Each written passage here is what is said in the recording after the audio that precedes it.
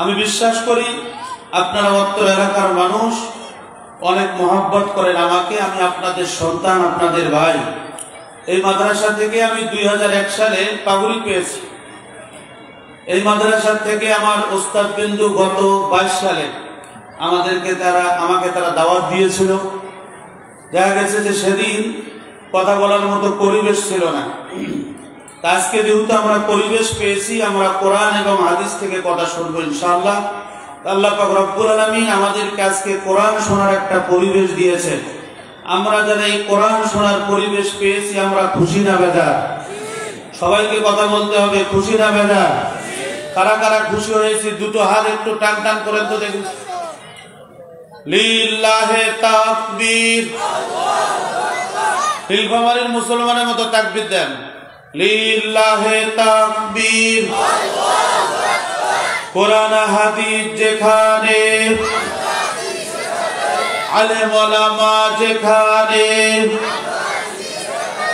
মসজিদ মাদ্রাসা যেখানে, লিল্লাহে তাকবীর। আলহামদুলিল্লাহ, শরীরের সমস্ত শক্তিকে কণ্ঠের আগায় নিয়ে এসে ইমানদার মুজাহিদের মতো খাব্বাব খুবাইবের উত্তর দরুদ ও সালাম বর্ষিত হোক মানবতার মহান নেতা আশরাফুল আম্বিয়া সাইয়্যিদনা মুহাম্মদুর রাসূলুল্লাহ, সকলে বলছি সাল্লাল্লাহু আলাইহি ওয়াসাল্লাম। সম্মানিত বন্ধুগণ আমার, আল্লাহ পাক রব্বুল আলামিন বলেন, ইন্নামাল মুমিনুনা আল্লাযীনা ইযা যুকিরাল্লাহু ওয়াজিলাত কুলুবুহুম ওয়া ইযা তুলিয়াত আলাইহিম আয়াতুহু যাদাতুহুম ঈমানাও ওয়া আলা রাব্বিহিম ইয়াতাওয়াক্কালুন।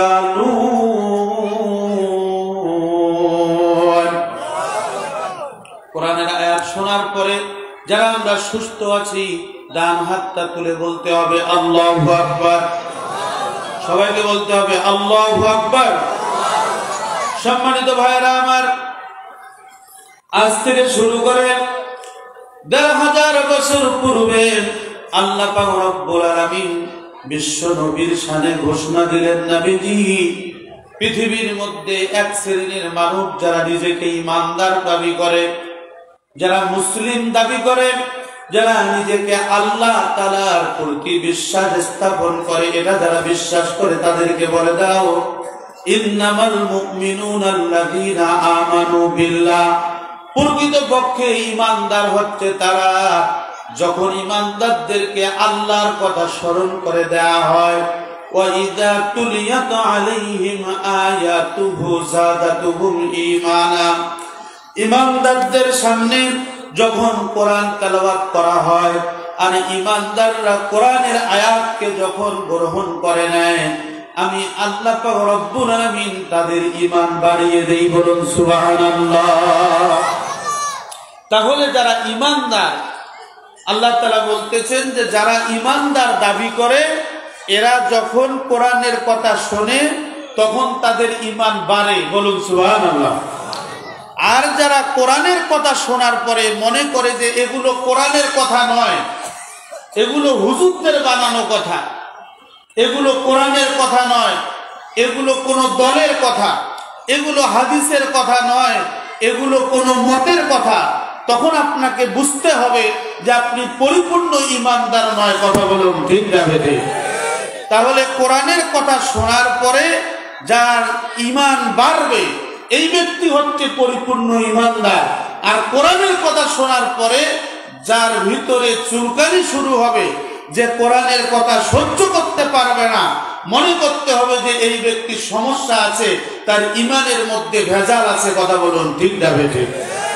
সম্মানিত ভাইরা আমার, গভীর মনোযোগ। আল্লাহ পাক রব্বুল আলামিন কেন আমাদেরকে এই কোরআন দিয়েছেন জানেন? আমরা শুধু কোরআন তেলাওয়াত করব, আমরা শুধু কোরআন তেলাওয়াত করে দাওয়াত খাবো, আমরা শুধু কোরআন তেলাওয়াত করে জিন ভূতের চিকিৎসা করব, আমরা শুধু কোরআন তেলাওয়াত করে মানুষের অসুস্থতার দোয়া করব, এই জন্য কিন্তু এই কোরআন নাযিল হয় নাই। আল্লাহ পাক রব্বুল আলামিন আজ থেকে শুরু করে ১৫০০ বছর আগে ঘোষণা দিয়েছেন, নবীজি وَنَزَّلْنَا عَلَيْكَ الْكِتَابَ تِبْيَانًا لِكُلِّ شَيْءٍ وَهُدًى وَرَحْمَةً وَبُشْرَى لِلْمُسْلِمِينَ।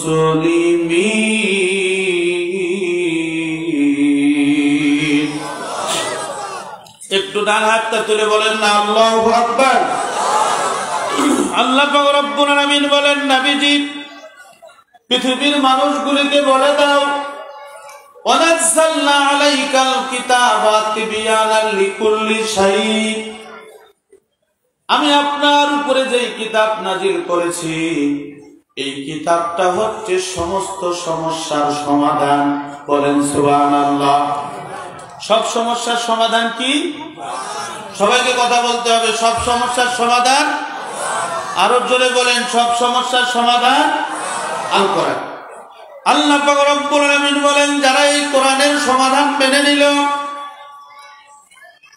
তিবয়ানাল লিকুল্লি শাইইন ওয়া হুদাও, ওই জনপদের মানুষগুলি, ওই দেশের মানুষগুলি, ওই এলাকার মানুষগুলি, ওই উপজেলার মানুষগুলি কোরআনকে যারা নিজের জীবনের সমস্যার সমাধান হিসাবে মেনে নিল, ওই মানুষগুলি হেদায়েতের পথ পেয়ে গেল। চিৎকার করে বলুন সুবহানাল্লাহ। ওয়া রাহমাতাও, ওই মানুষগুলো রহমত প্রাপ্ত হলো। শুধু আল্লাহ তাআলা হেদায়েত আর রহমত দিয়ে শেষ করেন নাই, আল্লাহ পাক রব্বুল আলামিন ঘোষণা দিয়েছেন, নবীজি ওয়া বুশরা লিল মুসলিমিন। আল্লাহ পাক রব্বুল আলামিন বলেন, ওই সমস্ত মুসলমানদের জন্য, ভালো করে শুনেন, আল্লাহ তাআলা বলেন ওই সমস্ত মুসলমানদের জন্য, যেই সমস্ত মুসলমানেরা এই কালামে হাকিমকে তাদের জীবনের সমস্যার সমাধান মেনে নিল, তাদের ব্যক্তি জীবনে, তাদের পারিবারিক জীবনে, তাদের সামাজিক জীবনে, তাদের অর্থনৈতিক জীবনে, তাদের রাজনৈতিক জীবনে, এক কথায় শেষ, এই কোরআনটা হচ্ছে কমপ্লিট কোড অফ লাইফের নাম। প্রত্যেকটা মানুষের জন্ম থেকে মৃত্যু পর্যন্ত, রান্নাঘর থেকে শুরু করে সংসদ ভবন পর্যন্ত এমন কোন বিষয় নাই যেই বিষয় আমি আল্লাহ তাআলা এই কোরআনের মধ্যে নাজিল করি নাই। আমি মানুষের জন্ম থেকে মৃত্যু পর্যন্ত, মানুষের রান্নাঘর থেকে শুরু করে সংসদ ভবন পর্যন্ত আমি প্রত্যেকটা বিষয়ের সমাধান দিয়েছি এই কোরআনের মধ্যে। কথা বলেন ঠিক না বেঠিক? আজকে আমাদের সমাজে আমরা কোরআনটাকে করে ফেলেছি দাওয়াত খাওয়ার কিতাব, আমরা কোরআনটাকে করেছি তাবিজ লেখার কিতাব, আমরা কোরআনটাকে করেছি ভূত জিন তাড়াবার কিতাব, আমরা কোরআনটাকে করেছি রোগ মুক্তির কিতাব। কিন্তু এই সমাজের মধ্যে দুর্নীতি আছে, এই সমাজের মধ্যে সুদ আছে, এই সমাজের মধ্যে ঘুষ আছে, এই সমাজের মধ্যে অন্যায় আছে, এই সমাজের মধ্যে অবিচার আছে, এই সমাজের মধ্যে জুলুম আছে। এই জুলুমবাজদের বিরুদ্ধে কোরআন কি বলেছে আমরা সেগুলো ভুলে গেছি। কথা বলুন ঠিক না বেঠিক? সম্মানিত ভাইরা আমার, গভীর মনোযোগ দিয়ে শুনবেন। আল্লাহ পাক রব্বুল আলামিন ওই সমস্ত মুসলমানদেরকে ডেকে বলেছেন, মুসলমানেরা, তোমরা যারা ব্যক্তি জীবনে কোরআন মেনেছো, তোমরা যারা পারিবারিক জীবনে কোরআন মেনে নিয়েছো, তোমরা যারা সামাজিক জীবনে কোরআন মেনে নিয়েছো, আমি তোমাদের জন্যই বলছি, ইয়া আইয়ুহাল্লাযীনা আমানুত্তাকুল্লাহ হাক্কা তুকাতিহি ওয়া লা তামুতুন্না ইল্লা ওয়া আনতুম মুসলিমুন। ডান হাতটা তুলে বলুন আল্লাহু আকবার। সম্মানিত ভাইরা আমার, গভীর মনোযোগ। আল্লাহ পাক রব্বুল আলামিন বলেন, ইয়া আইয়ুহাল্লাযীনা আমানুত্তাকুল্লাহ, হে ঈমানদাররা শোনো, দাড়িওয়ালারা শোনো, হে টুপিওয়ালারা শোনো, হে পাঞ্জাবিওয়ালারা শোনো, হে মুসলিম নামধারী ইমানদাররা শোনো, ইত্তাকুল্লাহ, তোমরা আল্লাহকে ভয় করো, ইত্তাকুল্লাহ, তোমরা আল্লাহকে ভয় করো, হাক্কা তুকাতিহি, যথাযথভাবে আল্লাহকে ভয় করো, এমন ভয় করো যাতে করে তুমি পরিপূর্ণ মুসলমান হয়ে যাও। এরপরে আল্লাহ তাআলা বলেছেন ওয়ালা তামুতুন্না, তোমরা মৃত্যুবরণ করবে না, তোমরা মৃত্যুবরণ করবে না, তোমরা মৃত্যুবরণ করবে না ইল্লা ওয়া আনতুম মুসলিমুন, যতক্ষণ মুসলমান হবে না ততক্ষণ মৃত্যুবরণ করবে না। কথা কার? সবাইকে কথা বলতে হবে, কথা কার? সূরা আল ইমরান 102 নম্বর আয়াত। আল্লাহ তাআলা বললেন ঈমানদাররা শোনো, তোমরা কি করো, তোমরা হাক্কা তুকাতিহি, যথাযথভাবে আল্লাহকে ভয় করো, লা তামুতুন্না, মৃত্যুবরণ করবে না, ইল্লা ওয়া আনতুম মুসলিমুন, যতক্ষণ মুসলমান হবে না তার আগে মরবে না। আমাদের দেশের মধ্যে আমরা মরার আগে মুসলমান আল্লাহ তাআলা হতে বলেছেন, আমরা মরার পরে মুসলমান হই। কথা বলেন ঠিক না বেঠিক? আল্লাহ তাআলা বলেছেন যে তোমরা মরার আগে মুসলমান হও, আর আমরা মরার পরে মুসলমান হই। মরার পরে মুফতি সাহেবের অভাব নাই, বলতেছে মুফতি সাহেবরা এইভাবে গোসল করাও, এইভাবে কাপড় কাটো, এইভাবে বিছানাটা পারো, এইভাবে কাপড় পরিধান করে জানাজার নামাজে নিয়ে যাও, এরপরে জানাজার নামাজ শেষ হলো কবরে এইভাবে নামাও, সেইভাবে নামাও, ওইখানে দেখবেন মুফতি সাহেবের কোনো অভাব নাই। কিন্তু ওই ব্যক্তিটা ব্যক্তি জীবনে ইসলাম ছিল না, পারিবারিক জীবনে ইসলাম ছিল না, সামাজিক জীবনে ইসলাম ছিল না। আমরা ওই লোকটাকে আল্লাহ আল্লাহ রাসূলের কথা বলে, বিসমিল্লাহি আলা মিল্লাতি রাসূলিল্লাহ বলে, ওই লোকটাকে কবরে রেখে আসলাম। কথা বলুন ঠিক না বেঠিক? সম্মানিত ভাইরা আমার, এরা হচ্ছে 92% মুসলমানের দেশ।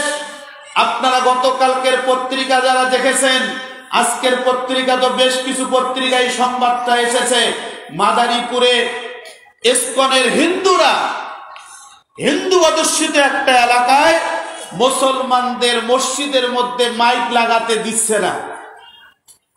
আমার কথা কি বোঝা যায়? এই দেশের মধ্যে 92% মুসলমান, এই দেশে আলেমদের শহর বলা হয় এই দেশটাকে, এই দেশটাকে মসজিদের শহর বলা হয়। এই মাদ্রাসাগুলির মধ্যে এবং মসজিদের মধ্যে গোটা দেশব্যাপী লক্ষ লক্ষ আলেম আর হাফেজ, যেই দেশটাকে আরবিয়ানরা পর্যন্ত সার্টিফিকেট দেয় যে আরবের মুসলমানের চেয়ে বাংলাদেশের মুসলমানদের ঈমান অনেক মজবুত। চিৎকার করে বলুন সুবহানাল্লাহ। আজকে রাম বামের দোসররা, আজকে ওই শ্রেণীর হিন্দুরা এই সাহায্য পাচ্ছে, মসজিদের মধ্যে মাইক লাগাতে দিচ্ছে না, মসজিদের মধ্যে মাইকে আজান দিতে বাধা দিচ্ছে, মুসলমানদেরকে দিনে দুপুরে মারতেছে। তাদের টার্গেট হচ্ছে তারা বাংলাদেশে ভারতের মতো দাঙ্গা সৃষ্টি করতে চায়। কথা বলুন ঠিক না বেঠিক? কিন্তু আমরা তাদেরকে বলতে চাই, এই দেশটা হচ্ছে সম্প্রীতির বাংলাদেশ।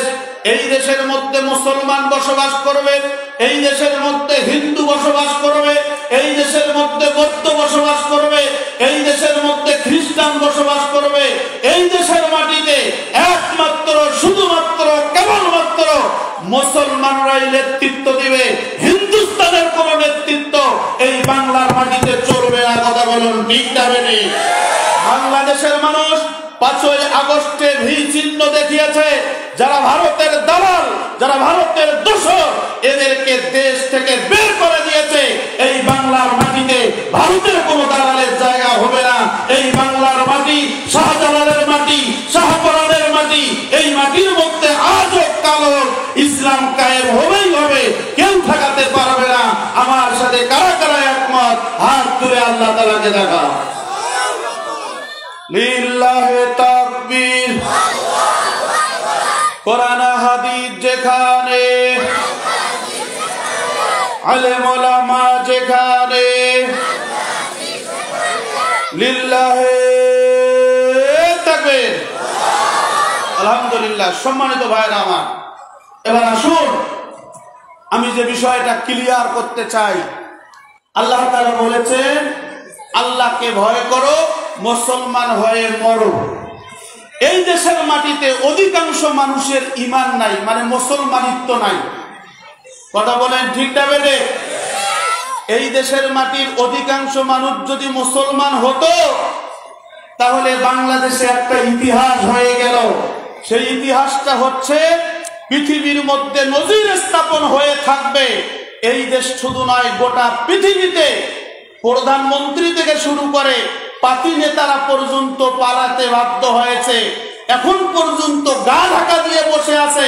এটার দ্বারা প্রমাণ হয় এরা যদি মুসলমানের সন্তান হতো, প্রকৃত পক্ষে যদি আল্লাহকে ভয় করত, তাহলে দেশ থেকে পালাতে হতো না। কথা বলুন ঠিক না বেঠিক?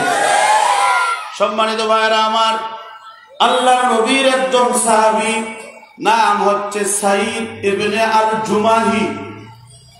হযরতে সাঈদ আল জুমাহি রাদিয়াল্লাহু তাআলা আনহুর ছোট্ট একটা ঘটনা আপনাদের সামনে বলে আমি আমার আলোচনার শেষের দিকে চলে আসব। যেহেতু আমার সময় আমাকে বেঁধে দেওয়া হয়েছে, আমি লম্বা চৌড়া কোনো কথা বলার পরিবেশ পাবো না। এই জন্য হযরতে সাঈদ আমিল আল জুহাবি রাদিয়াল্লাহু তাআলা আনহু তার জীবনের ছোট্ট একটা ঘটনা বলছি। হযরত উমর ফারুক রাদিয়াল্লাহু তাআলা আনহু, আমিরুল মুমিনিন, অর্ধ পৃথিবীর বাদশা হযরত উমর, গভীর মনোযোগ দিয়ে শুনবেন। কোন জনপদের শাসক যদি মুসলমান হয়, কোন জনপদের শাসক যদি আল্লাহ ভীরু হয়, কোন জনপদের শাসক যদি কোরআন তাকে সংবিধান হিসাবে মেনে নেয়, কোন জনপদের শাসক যদি নিজেকে প্রকৃত আল্লাহর ভয় অন্তরের মধ্যে জায়গা দেয়, কোন মুসলিম শাসক যদি সাহাবা আজমাইনদের মতো হয়, যদি কোন মুসলিম শাসক আল্লাহ আল্লাহ রাসূলের পথের অনুসারী হয়, ওই জনপদের লোকদের জন্য কেমন শাসক নিযুক্ত হয়, আমি এই কথাটা বোঝার জন্যই বলছি। হযরত উমর ফারুক রাদিয়াল্লাহু তাআলা আনহু যখন খলিফা নির্বাচিত হলেন, হযরত উমর বলেছেন, না না, আমি এই দায়িত্ব নিতে পারবো না, আমি এই দায়িত্ব নিতে পারবো না, আমার অনেক ভয় হয়, আমি আল্লাহ তাআলার কাছে কি জবাব দিব, এই দায়িত্ব আমি নিতে চাই না। হযরত সাঈদ আমির আল জুমাহি রাদিয়াল্লাহু তাআলা আনহু হযরত উমর ইবনুল খাত্তাবের সঙ্গে বসলেন। বসার পরে বললেন, আমিরুল মুমিনিন, জলিলুল কদর সাহাবীরা বেঁচে আছে, এই জলিলুল কদর সাহাবীরা বসেছে, জলিলুল কদর সাহাবীরা আপনার পক্ষে সাক্ষ্য দিয়েছে, জলিলুল কদর সাহাবীরা সিদ্ধান্ত নিয়েছে, আপনি হচ্ছেন নির্বাচিত আমির, আপনি আমিরুল মুমিনিন, আপনাকে দায়িত্ব পালন করতেই হবে। হযরত উমর ফারুক রাদিয়াল্লাহু তাআলা আনহু দু চোখের পানি ছেড়ে দিয়েছেন, কান্না করতেছেন আর বলতেছেন, আমার এই গোটা পৃথিবীর, অর্ধ পৃথিবীর শাসক আমি, আমার কোন প্রজা যদি অনাহারে থাকে, আমার কোন প্রজার যদি অভাব থাকে, আমার কোন প্রজা সে যদি আমার কোন শাসন ব্যবস্থায় কষ্ট পেয়ে যায়, আমি আল্লাহ তাআলার কাছে কি জবাব দিব বলুন? আল্লাহু আকবার। আর আমাদের দেশে বেশি দলীয় বিষয় নয়, বোঝার জন্য বলছি, কোন একটা দলের সভাপতি নির্বাচিত হবে, সেক্রেটারি নির্বাচিত হবে, দেখা যায় যে চেয়ার নিয়ে ভাঙ্গাভাঙ্গি শুরু হয়। কথা বলুন ঠিক না বেঠিক? এই বাংলাদেশে নিবন্ধিত যতগুলো দল আছে, অধিকাংশ দলের নেতা নির্বাচনের সময় মারামারি হয়। আর যেই দলের সংবিধান হচ্ছে কোরআন, যেই দলের শাসক গোষ্ঠী, যেই দলের প্রধান শ্রেণীর লোকেরা কোরআন রিসার্চ করে, কোরআন অনুযায়ী চলে, এদের মধ্যে কোনো দলাদলি হয় না। কথা বলুন ঠিক না বেঠিক? সম্মানিত ভাইরা আমার, গভীর মনোযোগ। হযরতে সাঈদ আমির আল জুমাহি রাদিয়াল্লাহু তাআলা আনহু হযরত উমরকে ডেকে বললেন, উমর, আপনাকে দায়িত্ব নিতে হবে, আপনার মতো খলিফার বড়ই প্রয়োজন। হযরত উমর রাদিয়াল্লাহু তাআলা আনহু তাদের অনুরোধ ক্রমে দায়িত্ব নিলেন। একদিন চলে গেল, 2 দিন চলে গেল, 3 দিন চলে গেল। এভাবে দিন চলে যাওয়ার পরে একদিন একদিন হঠাৎ করে সাইয়েদ আমির আল জুমাহি রাদিয়াল্লাহু তাআলা আনহুকে ডাকলেন দরবারে। হযরত উমর বললেন, আমার দরবারে আসেন। আপনার মতো মুখলেস, আপনার মতো ইমানদার, আপনার মতো আল্লাহ ভীরু, আপনার মতো শক্তিশালী মুসলিমের দরকার আমার আছে। বলুন সুবহানাল্লাহ। যেই সাইয়েদ আমির আল জুমাহি রাদিয়াল্লাহু তাআলা আনহু হযরত উমর রাদিয়াল্লাহু তাআলা আনহুকে অনুরোধ করতেছেন যে আপনি অর্ধ পৃথিবীর বাদশাহ হবেন, খলিফা হবেন, ওই সাইয়েদ আমির আল জুমাহিকে হযরত উমর রাদিয়াল্লাহু তাআলা আনহু ডেকে বললেন যে আপনাকে আমি হিমসের গভর্নর বানাতে চাই। বলুন সুবহানাল্লাহ। হিমসের গভর্নর আপনাকে বানাতে চাই। হযরত সাইয়েদ আমির আল জুমাহি বললেন যে না, আমি এই দায়িত্ব নিতে পারবো না। আমি একজন দুর্বল মানুষ, আমার নাই তেমন কোনো চেহারা, আমার নাই কোনো বংশ বুনিয়াদি পরিচয়, আমার নাই তেমন টাকা পয়সা, আমি এই দায়িত্ব নিতে পারবো না, আপনি অন্য কাউকে দায়িত্ব দেন। সম্মানিত ভাইরা আমার, হযরত উমর রাদিয়াল্লাহু তাআলা আনহু সাইয়েদকে ডেকে বললেন, সাইয়েদ, যখন আমি দায়িত্ব নিতে চাই নাই তখন তো তোমরাই আমাকে অনেক পীড়াপিড়ি করেছো, তোমরাই আমাকে অনেক বুঝিয়েছো যে আল্লাহ ভীরু শাসক হলে পরে এই সমাজের মধ্যে শান্তি প্রতিষ্ঠিত হবে। আল্লাহর আইন বাস্তবায়ন রাখতে হলে আল্লাহ ভীরু শাসকের দরকার, প্রকৃত মুসলমানের দরকার, প্রকৃত ইমানদারের দরকার। আমি অর্ধ পৃথিবীর বাদশা, আমি উমর সিদ্ধান্ত নিয়েছি আপনি হবেন হিমসের গভর্নর। হযরত উমর ফারুক রাদিয়াল্লাহু তাআলা আনহুর কথা আর ফেরাতে পারলেন না। হযরত উমর বললেন, আপনি যেহেতু হিমসের গভর্নর হবেন, আপনাকে সম্মানী ভাতা দেওয়া হবে, আপনার বিবি বাচ্চা নিয়ে আপনি সেখানে থাকবেন, আপনার কোনো টেনশন নাই। হযরতে সাইয়েদ আমির আল জুমাহি বললেন, না, আমি সরকারি কোনো সম্মানই চাই না, আমার সংসার পরিচালনার জন্য যতটুকু প্রয়োজন আমাকে এতটুকু দিলেই আমি রাজি খুশি আছি। চিৎকার করে বলুন আল্লাহু আকবার। সম্মানিত ভাইরা আমার, গভীর মনোযোগ। হযরত সাইয়েদ আমির আল জুমাহি হিমসের গভর্নর হিসাবে দায়িত্ব পালন করেছেন। আল্লাহ ভীরু নেতা হলে সমাজটা কেমন হবে, আল্লাহ ভীরু নেতা হলে রাষ্ট্রটা কেমন হবে, আল্লাহ ভীরু মুসলিম শাসক হলে পরে এই সমাজটা কেমন হবে, এই কথাটা বোঝার জন্যই আমি সাইয়েদ আমির আল জুমাহির কথাগুলো বলছি। এভাবে 1 বছর চলে গেল, 2 বছর চলে গেল, 3 বছর চলে গেল। হযরতে সাইয়েদ আমির আল জুমাহি একটা প্রতিনিধি দল হযরতে উমরের সঙ্গে সাক্ষাৎ করার জন্য পাঠাই দিলেন। চিৎকার করে বলুন আল্লাহু আকবার। এই প্রতিনিধি দল চলে গেল। এই প্রতিনিধি দল চলে যাওয়ার পরে ওই হযরতে উমরের দরবারে গিয়ে দেখা করলো। হযরতে উমরের সঙ্গে সাক্ষাৎ করার সময় হযরতে উমর ওই দেশের মানুষের খোঁজ খবর নিলেন, ওই দেশের অর্থনীতির খোঁজ খবর নিলেন, ওই দেশের রাজনৈতিক ব্যবস্থার খোঁজ খবর নিলেন, ওই দেশের যে শাসক গোষ্ঠী আছে, প্রশাসনিক বিষয়গুলো আছে, এগুলো নিয়ে সলা পরামর্শ করলেন। পরিশেষে ওই প্রতিনিধি দল বলল, আমাদের অর্থনৈতিক অবস্থা খুবই খারাপ। হযরতে সাইয়েদ আমির আল জুমাহি রাদিয়াল্লাহু তাআলা আনহু উনি দায়িত্ব নেওয়ার পর থেকে আমাদের সমাজের মধ্যে শুধু বিশৃঙ্খলা দেখা যাচ্ছে, অনেক অশান্তি দেখা যাচ্ছে, অর্থনৈতিক দিক দিয়ে আমরা অনেক সংকটে আছি। ওই প্রতিনিধি দলকে দায়িত্ব দিলেন হযরতে উমর, বললেন যে তোমাদের মধ্য থেকে যেই লোকগুলি সবচেয়ে বেশি দুর্বল, তোমরা ওই লোকগুলির একটা তালিকা আমাকে করে দাও, আমি তাদের জন্য তো আমার রাষ্ট্রীয় কোষাগার থেকে আমি কিছু বাজেট দিয়ে যাব। চিৎকার করে বলুন আল্লাহু আকবার। সম্মানিত ভাইরা আমার, গভীর মনোযোগ। দেখুন, এখানে একটা মজার বিষয় আছে। ওই প্রতিনিধি দল যখন বসলো, বসার পরে ওই সমাজের মধ্যে অভাবী লোক কারা, ওই সমাজের মধ্যে দুর্বল লোক কারা, ওই সমাজের মধ্যে সবচেয়ে বেশি দারিদ্র কারা, এই তালিকা করার জন্য যখন বসলো তখন তালিকা করতে করতে করতে করতে সর্বপ্রথম কার নামটা লিখবে এরকম কোন ব্যক্তির নাম তারা খুঁজে পেল না।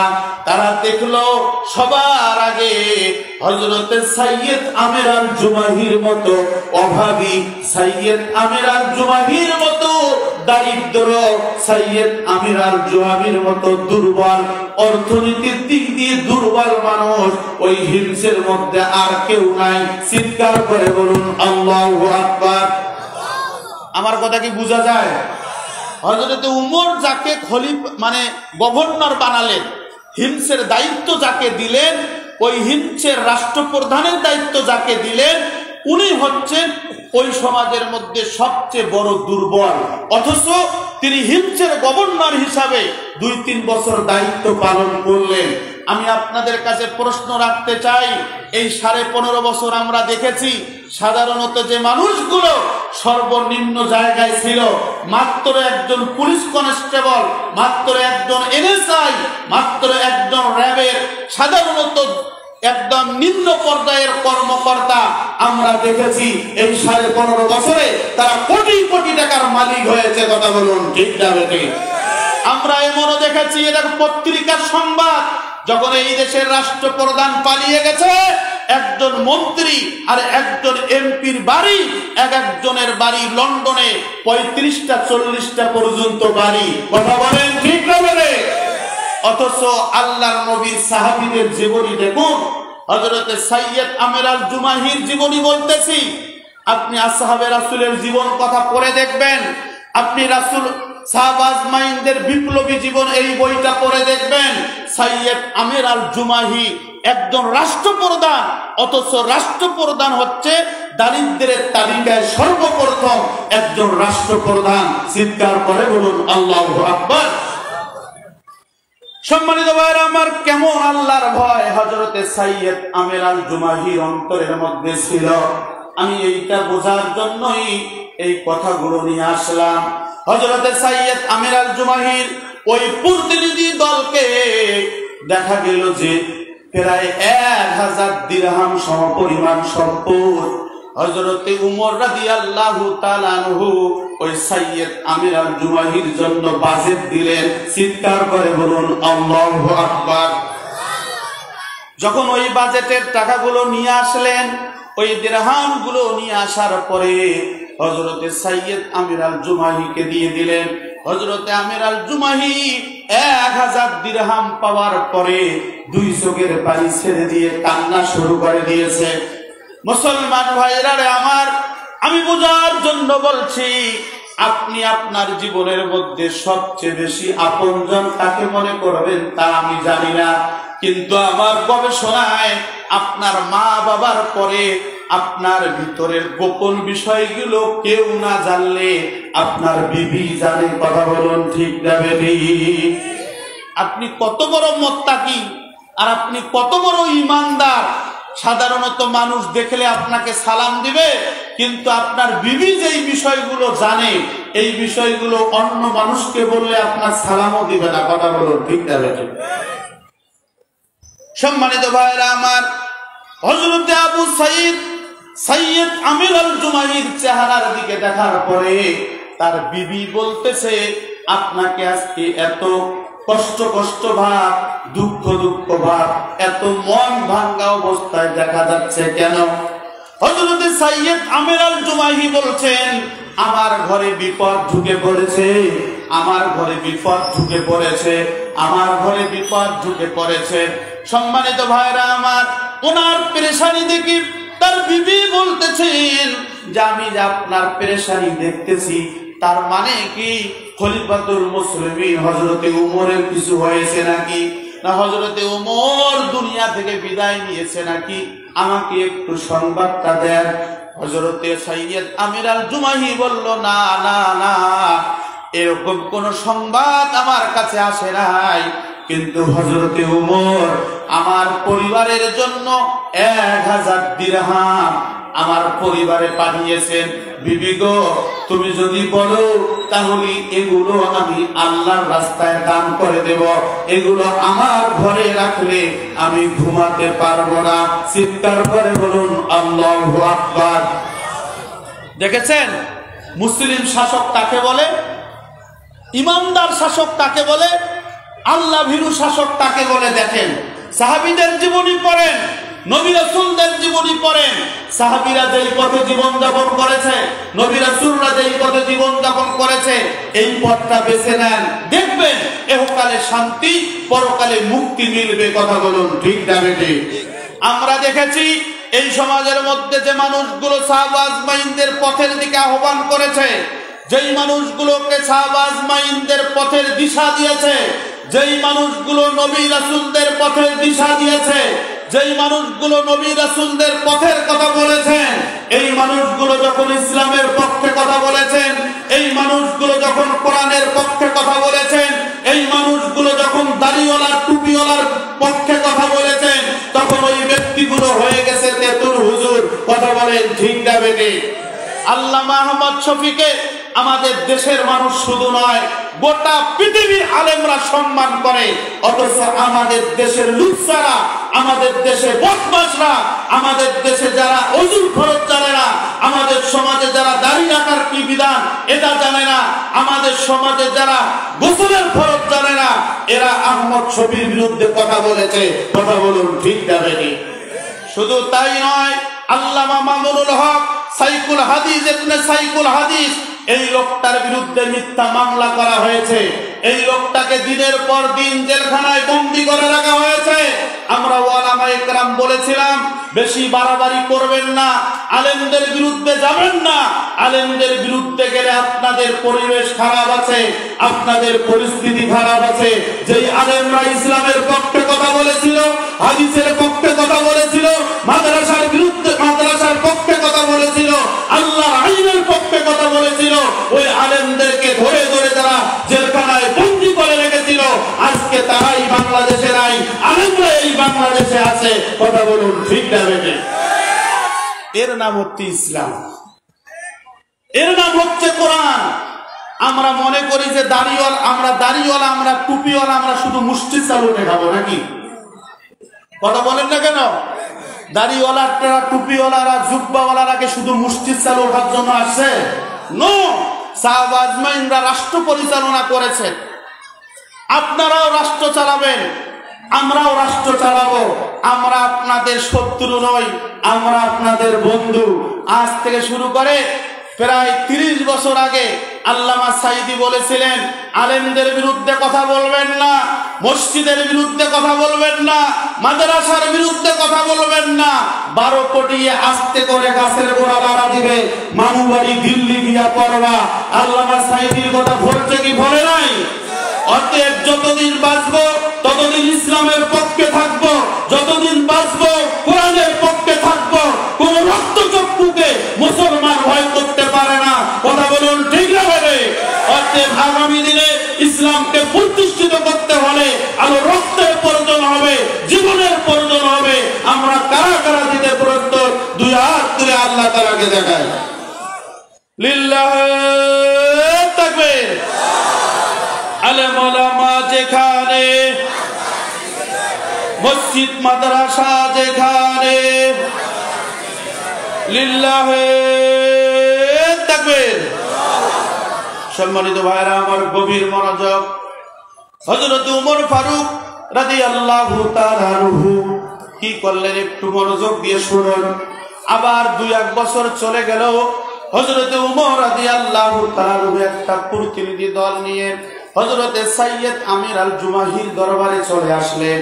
হযরতে সাইয়্যিদ আমির আল জুমাহির দরবারে এসে তার মন্ত্রী পরিষদকে নিয়ে বসলেন, তার প্রশাসনিক ডিপার্টমেন্টকে নিয়ে বসলেন, তার যাবতীয় ব্যাপারে, তার রাষ্ট্রীয় যতগুলো কোষাগার আছে সমস্ত মন্ত্রীদেরকে ডাকলেন। ডাকার পরে মন্ত্রী পরিষদে বসলেন। বললেন যে শুনুন, এই হিমসের মধ্যে আমি যে নিযুক্ত করে দিয়েছি গভর্নর হিসাবে সৈয়দ আমের আল জুমাহি, আল্লাহ ভীরু একজন নেতা আমি তোমাদেরকে দিয়েছি। আমি আজকে জনসম্মুখে একটা সাধারণ সভা, গণসভার আয়োজন করো। ওই সভার মধ্যে আমি দেখতে চাই সৈয়দ আমের আল জুমাহির কি কি অপরাধ, সেই অপরাধগুলো দেখে আমি সমাধান করে দিয়ে যাব। চিৎকার করে বলুন সুবহানাল্লাহ। সাধারণ সভার মধ্যে হযরতে সৈয়দ আমের আল জুমাহির বিরুদ্ধে বক্তব্য দিচ্ছে, বলতেছে সৈয়দকে আমি দিয়েছি, এই সৈয়দ আমের আল জুমাহি তোমাদের গভর্নর।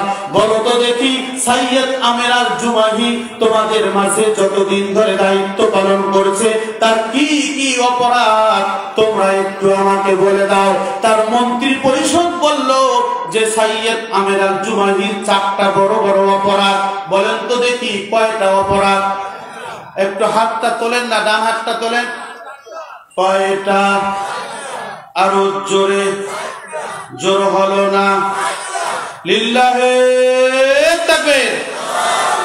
জি সম্মানিত ভাইরা আমার, হযরতে সৈয়দ আমের আল জুমাহির সাধারণ সভায় আপনারা জানেন আমাদের চেয়ারম্যান সাহেব, উনি সাবেক চেয়ারম্যান ছিলেন, যদি এরকম পরিবেশ হতো যে প্রত্যেকটা ওয়ার্ডে চেয়ারম্যান আর মেম্বাররা বসবে, সাধারণ মানুষ বসবে, প্রশ্ন উত্তর চলবে, জনগণের কি সমস্যা, চেয়ারম্যান সাহেবের কি সমস্যা, তাহলে আরো ভালো করে ওই ইউনিয়নটা চলতো। কথা বলুন ঠিক না বেঠিক? আমি বুঝার জন্য বলছি, হযরতে উমর রাদিয়াল্লাহু তাআলা আনহু এই সিস্টেমটাই করেছে। সাধারণ সবাই নিয়ে বসেছেন, বসার পরে বললেন যে সৈয়দ আমের আল জুমাহির কি অপরাধ তোমরা বলো। দেখেন একটা রাষ্ট্রের প্রজাদের কেমন পাওয়ার থাকলে, সরাসরি কেমন পাওয়ার থাকলে গভর্নরের বিরুদ্ধে বক্তব্য দিতে পারে। কথা কি বোঝা গেছে? আচ্ছা বলেন তো দেখি 5ই আগস্টের আগে আপনারা কি হাসিনার নামটা মুখে নিতে পারছেন? এই কথা বলেন না কেন? কোনো কিছু বললেই বলতেছে পুলিশ আসতেছে। এখন পুলিশকে ফোন দিলে বলে নিজে বাসো। হ্যাঁ কথা বলেন না কেন? আমি আপনাদের কাছে, আমার চেয়ারম্যান সাহেব আমার খুব কাছের মানুষ, আমি বুঝার জন্য বলছি। হাজীগঞ্জ উচ্চ বিদ্যালয় মাঠে আমার তাফসীর মাহফিলে কথা বলে নামছি, চেয়ারম্যান সাহেব বলছেন যে তাড়াতাড়ি চলে যান, যদি না যান তাহলে পুলিশ আসতেছে। এখন কি আর ওই দিন আছে? কথা বলেন না কেন? ওই দিন আছে? একদিনে শীত যায় না, আরো দিন আছে। এই দিনের খাতা কম্বল নিয়ে যাবে ওই দিনের কাছে। বেশি বাহাদুরি করবেন না, বেশি অহংকারী করবেন না। অহংকার করেছিল নমরুদ, অহংকার করেছিল ফেরাউন, অহংকার করেছিল সাদ্দাত। অহংকার যারা করেছে এদের নাম এখন পর্যন্ত কেউ রাখে না। কথা বলুন ঠিক না বেঠিক? সম্মানিত ভাইরা আমার, বুঝার জন্য বলছি, হযরতে সৈয়দ আমের আল জুমাহির অপরাধ হচ্ছে 4টা। কয়টা? একটু মুখস্থ করেন, কালকে যেন বলতে পারেন যে নাজমুল হুদা, আমাদের এই মাদ্রাসার ছাত্র নাজমুল হুদা এই আল্লাহর ভয়ের উপরে হযরতে সৈয়দ আমের আল জুমাহির জীবনীর একটা ছোট্ট ঘটনা কেন্দ্রিক আলোচনা করেছিল, এটা যেন বলতে পারেন। সম্মানিত ভাইরা আমার, 1 নম্বর অপরাধ তার জনগণ উপস্থিতিতে, হযরতে উমরের উপস্থিতিতে জনগণ বলল 1 নম্বর অপরাধ হচ্ছে সৈয়দ আমের আল জুমাহি অফিসে দেরিতে আসে। সৈয়দ আমের আল জুমাহি অফিসে দেরিতে আসে, এটা 1 নম্বর অপরাধ। মুখস্থ করেন 1 নম্বর অপরাধটা কি? কথা বলেন, কথা বলেন। অফিসে দেরিতে আসে, কথা বোঝা গেছে? 2 নম্বর অপরাধটা কি? 2 নম্বর অপরাধের ব্যাপারে তাকে প্রশ্ন করা হলো, 2 নম্বর অপরাধটা কি? বলতেছে 2 নম্বর অপরাধ হচ্ছে রাতের বেলা আমরা ডাকাডাকি করলে উনি আমাদের কোনো প্রশ্নের উত্তর দেয় না। 3 নম্বর অপরাধ হচ্ছে উনি মাসে 1 দিন আমাদেরকে কোনো দেখা সাক্ষাৎ দেয় না, এটা হচ্ছে 3 নম্বর অপরাধ। আর 4 নম্বর অপরাধ হচ্ছে উনি মাঝে মাঝে অজ্ঞান হয়ে যায়। বলুন আল্লাহু আকবার। জি ভাই, আমি সময়ের দিকে খেয়াল করতেছি, আমাকে বলতে হবে না। আমাকে 50 মিনিট দেয়া হয়েছে, আমি 51 মিনিটও বক্তব্য দিব না, ওই অভ্যাস আছে ইনশাআল্লাহ। সম্মানিত ভাইরা আমার, 45 কিন্তু হয়ে গেছে, 5 মিনিটে শেষ করে দিব আমি। 1 নম্বর হচ্ছে বলল যে উনি অফিসে দেরিতে আসেন। হযরত ওমর বললেন যে আপনি অফিসে দেরিতে আসেন কেন? উনি বলছেন হুজুর আমি হচ্ছে একজন গভর্নর, কিন্তু আমার বাড়িতে কোনো খাদেম নাই, আমার বাড়িতে কোনো কাজের মানুষ নাই, আমার বাড়ির সমস্ত কাজ আমাকে করতে হয়। তার কারণ হলো আমার বিবি অসুস্থ, বাড়ির কাজগুলো সেরে বিবির খেদমত করার পরে তারপর আমি অফিসে আসি। চিৎকার করে বলুন আল্লাহু আকবার। আরো আসতে বলেন আল্লাহু আকবার। আর আমাদের দেশের মন্ত্রী এমপিরা আজকে একজন মেকার আমার চোখের সামনে দেখা, এই যে পলক, আমি তো নাটোরে প্রত্যেক বছর না হলো 10টা মাহফিল করি, পলক ছিল ঘড়ির মেকার, এ বেটা হয় কোটিপতি। এগুলো কার টাকা? এগুলো আপনার আমার টাকা, কথা বলুন ঠিক যাবে ঠিক। সম্মানিত ভাইরা আমার, বোঝার জন্য বলছি, সাইয়্যিদ আমির আল জুমাহি রাদিয়াল্লাহু তাআলা আনহুর 2 নম্বর অপরাধ যে উনি রাতের বেলা পরজারা ডাকাডাকি করলে সাড়া দেয় না। হযরত ওমর বললেন কেন আপনি সাড়া দেন না? বলছেন যে আমি এই জন্য সাড়া দেই না, আমি দিনটাকে আমার জনগণের জন্য আমি অক্ষ করে দিয়েছি, আর আমার রাতটা আমি আমার আল্লাহর জন্য অক্ষ করে দিয়েছি। চিৎকার করে বলুন সুবহানাল্লাহ। দেখেছেন নেতা কারে কয়? নেতা তাহাজ্জুদের নামাজও কাজা করে না, আর আমাদের নেতারা ওযুর ফরজ গোসলের ফরজ জানে না, এরা হয় নেতা। কথা বলুন ঠিক না বেটে? 3 নম্বর অপরাধ, 3 নম্বর অপরাধ হচ্ছে সাইয়্যিদ আমির আল জুমাহির 3 নম্বর অপরাধ যে উনি মাঝে মাঝে অফিস মিস করেন, মাসে একদিন অফিস আসেন না কেন? হযরত সাইয়্যিদ আমির আল জুমাহি বললেন আমিরুল মুমিনিন আমার তেমন কোনো কাপড় নাই, আমার তেমন কোনো কাপড় নাই, চাদর নাই যেটা আমি ব্যবহার করে সচরাচর চলবো। আমার মাত্র 2টা কাপড়, আমি মাসে একদিন এই কাপড়গুলো সাবান দিয়ে ভালো করে পরিষ্কার করি। যেই দিন আমি আমার চাদরগুলো পরিষ্কার করে আমি রোদের মধ্যে দেই, ওই দিন আমি অফিসে আসতে পারি না। আমার বিবি অসুস্থ, আমি আমার বিবির কাপড় পর্যন্ত পরিষ্কার করি, অতএব ওই দিন আমি অফিস মিস করি। চিৎকার করে বলুন আল্লাহু আকবার। একজন রাষ্ট্রপ্রধান বিবির কাপড় পরিষ্কার করে দেয়, আর আমাদের গ্রামের মানুষ দেখলে বলে যে এটা তো কি বউয়ের গোলাম, বলে কিনা? আমি ওই ব্যাখ্যায় যেতে চাই না, শেষ করে দিব, আমার সময় শেষ। সর্বশেষ অভিযোগ হচ্ছে আপনি মাঝে মাঝে অজ্ঞান হয়ে যান কেন? উনি বলেছেন খাব্বাব ইবনুল আরাদ রাদিয়াল্লাহু তাআলা আনহু, হযরতে খুবাইব রাদিয়াল্লাহু তাআলা আনহু আমার চোখের সামনে শহীদ হয়েছে। ইসলাম গ্রহণ করার কারণে হযরতে খুবাইবকে ফাঁসির কাস্টে নেওয়া হয়েছে। হযরতে খুবাইবকে ফাঁসি দেওয়ার আগে তার হাত কেটে দেওয়া হয়েছে, পা কেটে দেওয়া হয়েছে। হযরতে খুবাইব বলেছে আমার শরীরের মধ্যে 1 বিন্দু রক্ত থাকতে আমি ইসলাম ছাড়ব না। আমার চোখের সামনে যখন হযরতে খুবাইব রাদিয়াল্লাহু তাআলা আনহুর শাহাদাতের ঘটনাটা আসে তখন আমি অজ্ঞান হয়ে যাই। হযরতে খুবাইব বারবার বলেছে যতদিন বাঁচবো ইসলামের জন্য বাঁচবো, যদি 1 ঘন্টা বাঁচতে হয় কোরআনের জন্য বাঁচবো, 1 ঘন্টা বাঁচতে হয় ইসলামের জন্য বাঁচবো, বাতিলের সঙ্গে কোনো পাছাটা গোলামি করব না। আজকে আমি নীলফামারীর জনগণকে বলতে চাই, আমি আপনাদের সন্তান, আমি আপনাদের ভাই।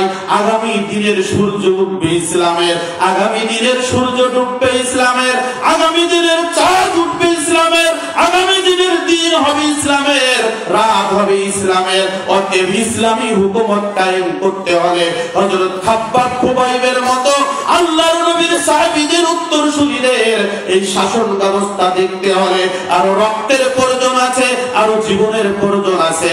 আমরা ইচ্ছে করলেও আরো রক্ত দেব, আরো জীবন দেব, বাতিলের সঙ্গে কোনো পাছাটা গোলামি করব না। কারা কারা করব না 2 হাত তুলে আল্লাহ তাআলাকে দেখায়। লিল্লাহি তাকবীর। কোরআন হাদিস যেখানে, আল কোরআনের আলো, আল হাদিসের আলো, দ্বীন ইসলাম, দ্বীন ইসলাম, লিল্লাহে তাকবীর।